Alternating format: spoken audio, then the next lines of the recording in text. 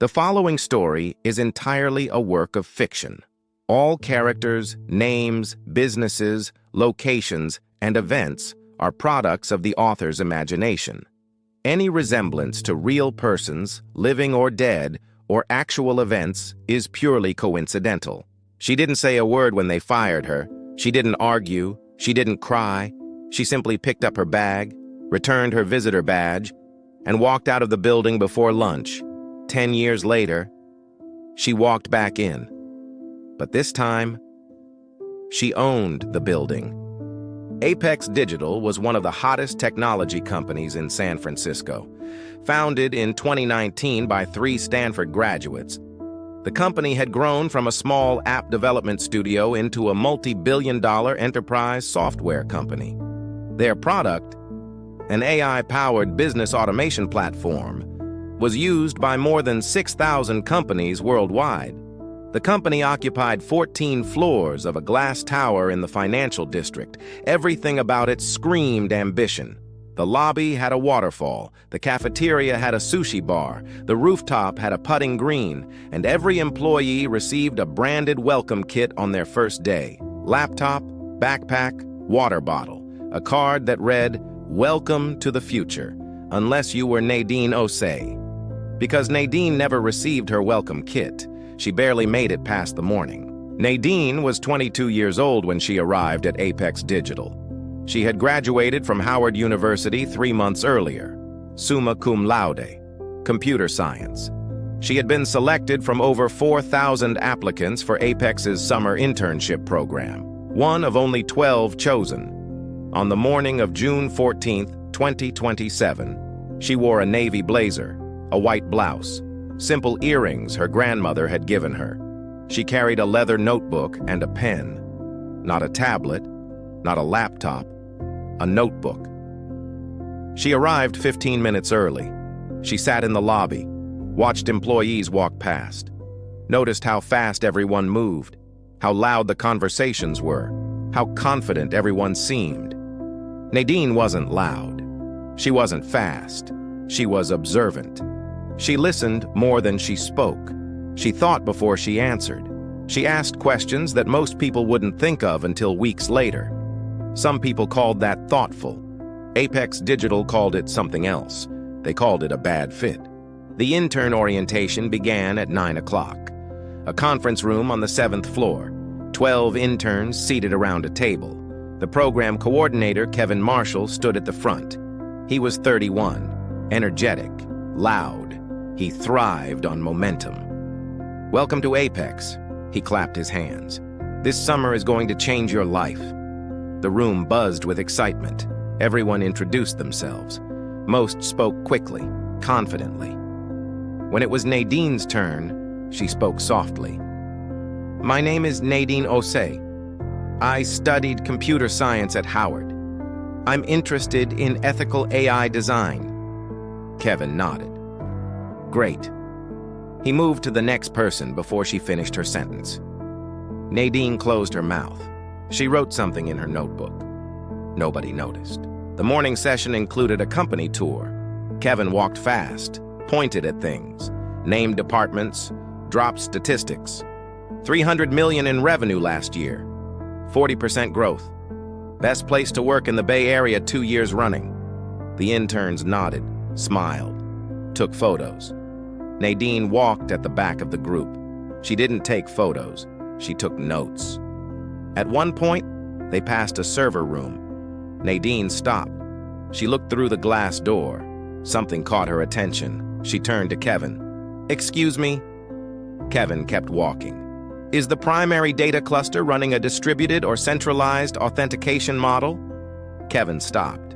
He turned slowly. "What?" Nadine repeated the question, word for word. Kevin blinked. "That's not really relevant to the internship." A few interns exchanged glances. Someone whispered. Someone laughed softly. Nadine nodded politely, wrote something in her notebook, and continued walking. During the afternoon session, the interns were given their first group assignment: design a mock product pitch for a fictional client. The group broke into teams of 3. Nadine's teammates were two interns from MIT, one named Derek, one named Priya. Derek immediately took the lead. "Okay, I'll handle the pitch deck. Priya, you do the financial model. Nadine, you can do the intro slide." Nadine looked at him. "I'd prefer to work on the technical architecture." Derek laughed. "We don't need architecture for a mock pitch. It's just a presentation." Nadine opened her notebook. "If the pitch doesn't have a realistic technical foundation, the client won't take it seriously." Derek looked at Priya. Priya shrugged. Derek turned back to Nadine. "Let's just keep it simple." Nadine paused, then nodded. "Okay." She worked on the intro slide, without complaint. But she also quietly built a full technical architecture on the side. 12 pages, detailed, precise. She never showed it to anyone. At the end of the day, Kevin asked each intern to submit a one-page reflection on their first day. Most interns wrote about how exciting the office was, how inspiring the culture felt, how honored they were to be there. Nadine wrote something different. She wrote about the server room. She identified a potential vulnerability in the authentication model she had seen through the glass door. She described the risk, proposed a solution, and included a code snippet that would fix it. Kevin read it the next morning. He didn't understand the technical details. He forwarded it to the VP of Engineering with a note. "One of the interns wrote this. Seems unusual. Not sure she's a fit for the program." The VP glanced at it. He didn't read past the first paragraph. He replied, "If she's not a fit, handle it." At 11:15 a.m. on June 15th, Nadine's second day, Kevin walked into the intern workspace. "Nadine, can I speak with you?" She followed him into a small meeting room. He closed the door. "Nadine, we've reviewed your first day reflection, and we've discussed your participation in the group exercise." She waited. "We feel that your approach may not align with the collaborative culture we foster here at Apex." Nadine frowned slightly. "My approach?" Kevin nodded.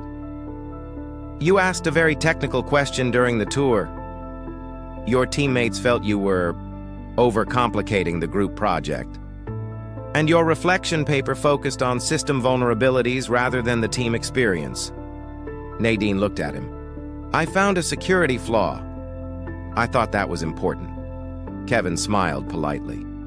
"We appreciate the initiative, but the internship is about teamwork, about culture, about fitting in." He paused. "We've decided to release you from the program." Nadine stared at him. "You're firing me? On my second day? Because I asked a question and found a security problem?" Kevin folded his hands. "We're releasing you. It's not personal." Nadine sat very still. She didn't argue. She didn't raise her voice. She simply asked one question.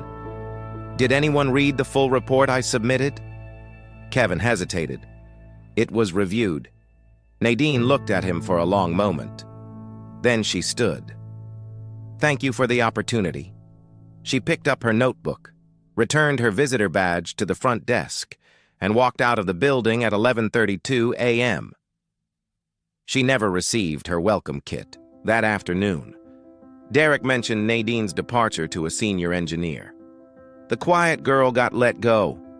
She was asking weird questions." The engineer nodded. "Some people just aren't built for this environment." Nobody asked what Nadine had written. Nobody checked her report.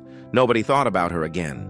Until 10 years later, when they had no choice. Nadine went home to her apartment that evening. She sat at her desk, opened her laptop, and read every word of the technical report she had submitted to Apex. Then she opened a new document. At the top, she wrote 3 words. Start from scratch. She didn't write a complaint. She didn't write a letter to the CEO. She wrote a business plan. Because Nadine understood something that Kevin never would. Being rejected doesn't mean you're wrong. Sometimes it means you're early. Over the next 2 years, Nadine worked 3 jobs. Software developer during the day, freelance coder at night, weekend tutor for high school students learning programming. She saved every dollar she could. She lived in a studio apartment. She ate simply. She spent nothing on herself. Everything went into one account, labeled Foundation. In 2029, she launched a company from her kitchen table. She called it Onyx Systems. The product was an AI-powered cybersecurity platform designed specifically for small and mid-sized businesses that couldn't afford enterprise-level protection. The platform was built on the same technical architecture she had outlined in her notebook on her first day at Apex. The same architecture nobody had bothered to read. In the first year, Onyx had 11 clients. In the second year, 200. By 2032, 3,000. By 2034, Onyx Systems was valued at $900 million. By 2036, it crossed $4 billion. Nadine never appeared on magazine covers. She never gave keynote speeches. She never posted on social media. She ran her company the same way she ran her life. Quietly, deliberately, with precision. While Onyx grew, Apex Digital began to decline. Not suddenly, slowly. The way most great companies fail, one shortcut at a time, the culture that once attracted top talent became a culture that only attracted people who looked and sounded the same. Innovation slowed, products became outdated, major clients left. By 2037, Apex Digital's revenue had dropped by 60%. The board was in crisis. 3 rounds of layoffs, 2 failed product launches, 1 SEC investigation into financial reporting. The company that had once been the future of enterprise software was now fighting for survival. In October 2037, Apex Digital's board of directors received a confidential acquisition offer. The buyer, Onyx Systems. The offer, a full buyout. Fair market valuation, no hostile takeover, no public humiliation, a clean, professional acquisition. The board was stunned. Most of them had never heard of Onyx. They researched the company. Then they researched the founder. One board member pulled up an old employee record. Nadine Osei, intern, status, released, duration, 1 day, reason, cultural misalignment. He stared at the screen for a very long time. The acquisition meeting was held on a Tuesday morning. Apex's remaining executives sat on one side of the conference table. Their lawyers sat behind them. The mood was tense, nervous. At exactly 9 o'clock, the doors opened.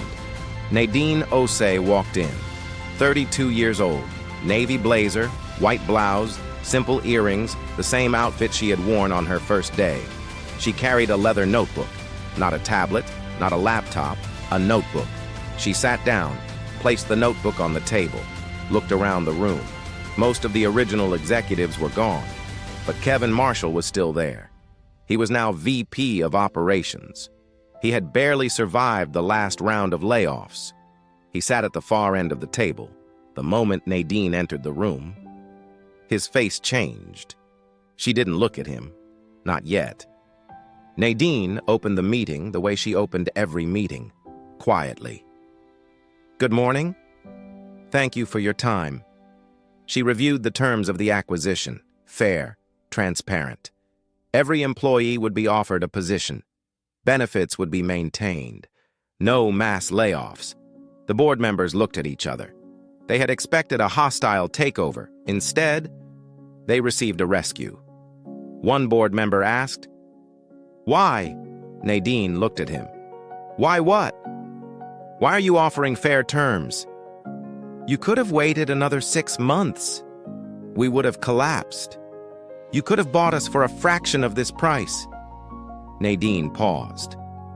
"Because I'm not interested in buying a company at its lowest point. I'm interested in rebuilding one that still has good people inside it." She looked around the room. "Your engineers are talented. Your designers are creative. Your customer service team has maintained relationships that most companies would have lost years ago." She paused. "The problem was never the people. The problem was what this company valued." The room was silent. After the formal presentation, Nadine asked to speak with the staff. All 1,200 remaining employees gathered in the company auditorium. Nadine stood on the stage. No podium, no teleprompter, just her. "My name is Nadine Osei. Some of you may not know me, but I was here once before, 10 years ago, for one day." Murmurs spread through the room. "I was an intern. I was let go on my second day because I asked a question that made someone uncomfortable, and because I found a security vulnerability that nobody wanted to hear about." The room became completely quiet. "I'm not telling you this for sympathy. I'm telling you this because I want you to understand something." She paused. "The company that fired me for thinking differently is the same company that is now being saved by the technology I built because I thought differently." Silence. Nobody moved. "I'm not here for revenge. I'm here because every person in this room deserves better leadership, better culture, better values." She looked across the auditorium. "Starting today, no one at this company will ever be dismissed for asking questions. No one will ever be told they don't fit because they think differently. And no one will ever be made to feel that their voice doesn't matter." The applause began slowly. Then it grew, until 1,200 people were standing. After the assembly, Kevin Marshall was waiting in the hallway. He looked older, tired. His confidence had eroded over the years, the same way the company had. Nadine walked past him, then stopped. "Kevin," he looked at her. "I remember you." He nodded slowly. "I know. I'm sorry." Nadine looked at him. "You told me I wasn't a fit." Kevin lowered his eyes. "I was wrong." Nadine paused.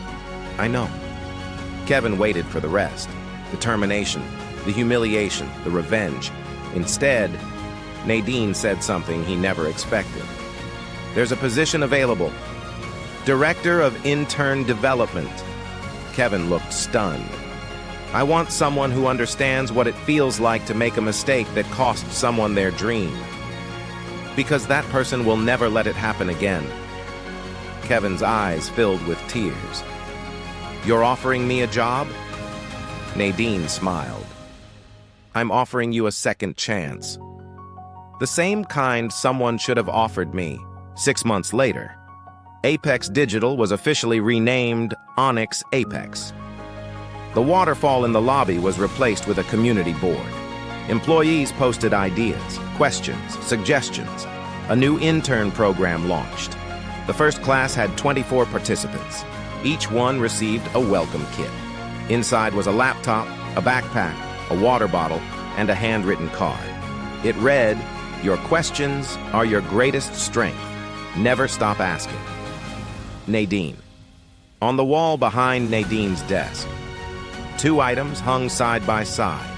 On the left, a framed copy of the one-page security report she had submitted on her first day at Apex, the report nobody had read.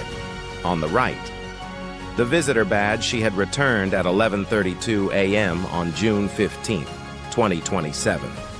She looked at them every morning, not as a reminder of what she had lost, as a reminder of who she had become. Because the world will always have people who silence the ones who think differently, who dismiss the ones who ask uncomfortable questions, who remove the ones who don't fit neatly into the culture they've built.